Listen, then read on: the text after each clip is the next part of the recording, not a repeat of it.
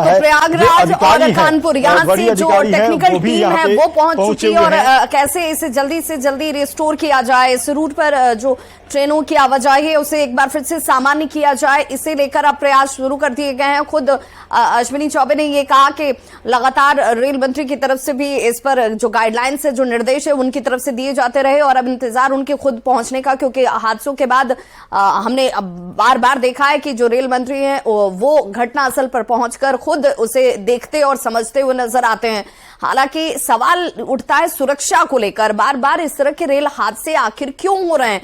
हालांकि इस घटना में खुद केंद्रीय राज्य मंत्री अश्विनी चौबे का यह कहना है कि बहुत बड़ा हादसा हो सकता था, लेकिन प्रभु की कृपा रही कि वो 4 लोगों की मौत तक ही ये संख्या सीमित रह गई, लेकिन एक भी जान का जाना दुर्भाग्यपूर्ण है। और अगर ये लापरवाही है, अगर किसी तरह की कोई खामी रही तो वो किस स्तर की रही और क्या ऐसी चीजों पर विराम लगेगा। रेल हादसों को लेकर बार बार सुरक्षा को लेकर सवाल उठ रहे हैं कि आखिर क्यों इस तरह के रेल हादसे होते नजर आते हैं, जहां पर एक आदमी, एक यात्री जो सुरक्षित यात्रा के दृष्टिकोण से ट्रेनों में सवार होता है वो कहीं ना कहीं अब सशंकित होता दिखता है। और कुछ तस्वीरें हम आपको दिखाने जा रहे हैं, इन तस्वीरों को देखकर आपको समझ में आएगा कि कितना जबरदस्त ये ट्रेन हादसा रहा।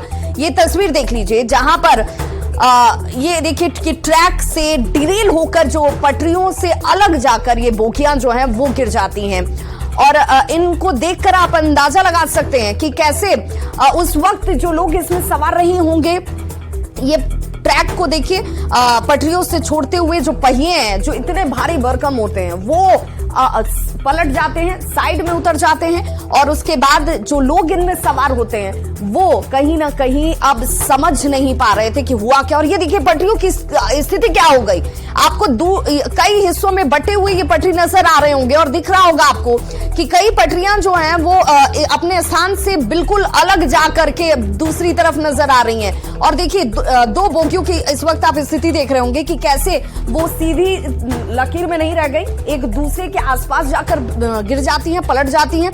और वहीं ये ट्रैक देखिए जहां पर ट्रैक से जो फिश प्लेट है वो हट चुकी है, ट्रैक टूट चुके हैं कई जगहों पर।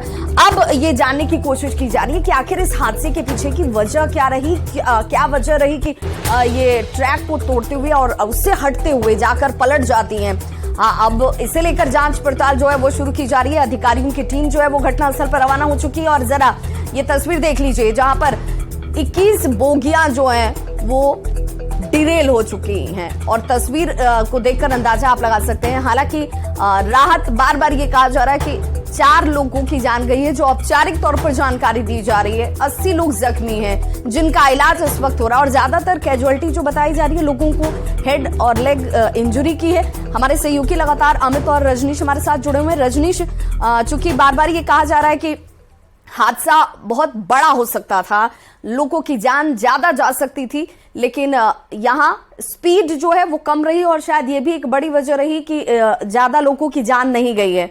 लेकिन जिस तरह की कैजुअलिटी दिखती है, ज्यादातर किस तरह के लोग कैजुअलिटी का शिकार हुए हैं? विभा, देखिए आमतौर पर जो एक्सप्रेस ट्रेन है या सुपर फास्ट एक्सप्रेस ट्रेन है उनकी जो रफ्तार होती है एक तरह से 100 से लेकर 130 के बीच रफ्तार होती है, जहां पर ठहराव नहीं होता है। स्थिति वही थी बक्सर से लेकर भोजपुर के बीच में, ये स्टेशन है रघुनाथपुर और इसके बीच में ठहराव नहीं था रघुनाथपुर में।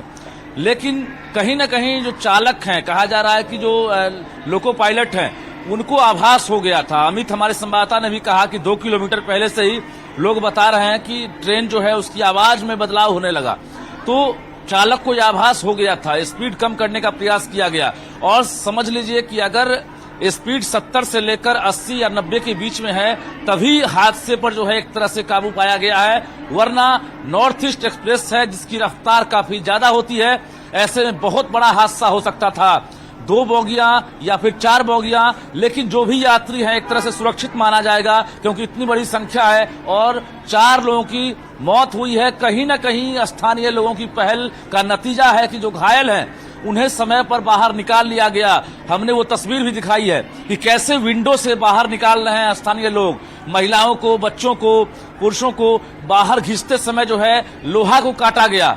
उसके पास कोई औजार नहीं है स्थानीय लोगों के पास, लेकिन लोहे से तोड़कर लोहा को हटाया गया, खिड़की को तोड़ा गया, विंडो को, और बाहर निकाला गया। तो कुल मिलाकर ये कहें कि स्थानीय लोगों को सलाम करना चाहिए, जिन्होंने आज एक संदेश भी दिया है कि अगर आपातकाल आए, ऐसी स्थिति आए, तो हर किसी को बिना प्रशासन के इंतजार की मदद के लिए आगे बढ़ना चाहिए, जिसका नतीजा है कि आज घायलों की संख्या जरूर बढ़ी है, लेकिन मृतकों की संख्या कम हुई है। और जो घायल हैं, मैं बता दूं आपको कि रजनीश, लोको पायलट के बारे में कोई जानकारी मिल रही है क्या? क्या वो भी इंजर्ड है क्या? क्योंकि उनकी तरफ से कोई ऑफिशियल बयान या उनके बयान के बाद ये पता चल सकता है कि क्या सचमुच हादसे को लेकर के उन्हें अंदेशा हो गया था, उस वजह से स्पीड कम करने का प्रयास किया गया और ये वजह रही कि हादसा बहुत ज्यादा भयावह नहीं रहा, लोगों की जान ज्यादा बच पाई, कैजुअलिटी सिर्फ 4 लोगों तक सीमित रही।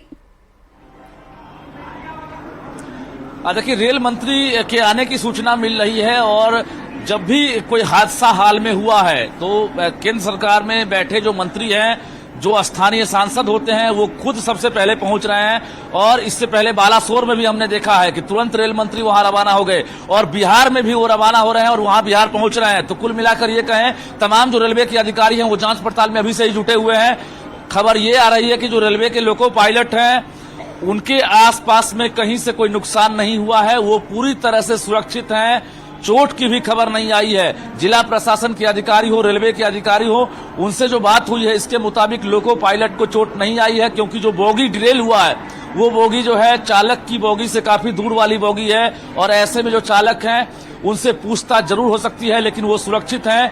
गुड्स गार्ड हो या फिर जो लोको पायलट हैं, उन्हें चोट नहीं लगी है। अच्छी खबर यह है। और जांच करने में सहूलियत इसलिए भी होगी कि तकनीकी खामियां होंगी तो चालक जो है आसानी से इन चीजों को बिल्कुल रजनीश